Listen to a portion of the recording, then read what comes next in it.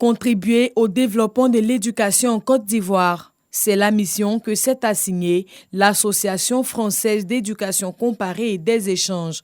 Pour sa présidente Cécile Noba, enseignante-chercheur à l'École normale supérieure d'Abidjan, il s'agit d'œuvrer pour la relance de l'éducation en tenant compte du principe de l'éducation comparée et des échanges. L'éducation comparée, c'est toute une stratégie, toute une dynamique au niveau de l'éducation.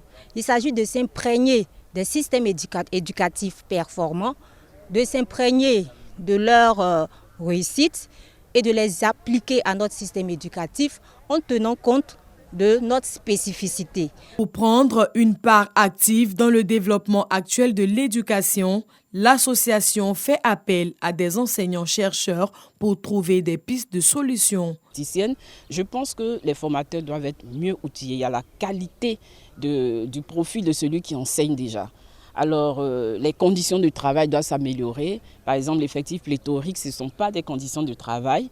Et il faut de plus en plus aussi contextualiser nos contenus d'enseignement. Représentant la ministre de l'Éducation nationale et de l'alphabétisation, André Kamaté, juriste, encourage ce genre d'initiative. Pour lui, l'éducation doit être l'affaire de tous. Ma conviction profonde est qu'une école de qualité ne peut être possible qu'avec la contribution de toutes les filles et de tous les fils de ce pays.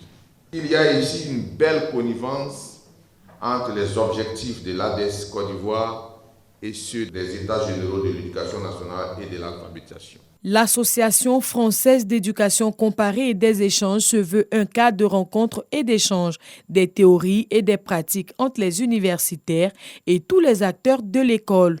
Elle ambitionne de mener des réflexions afin de trouver des solutions aux problèmes qui minent l'école ivoirienne.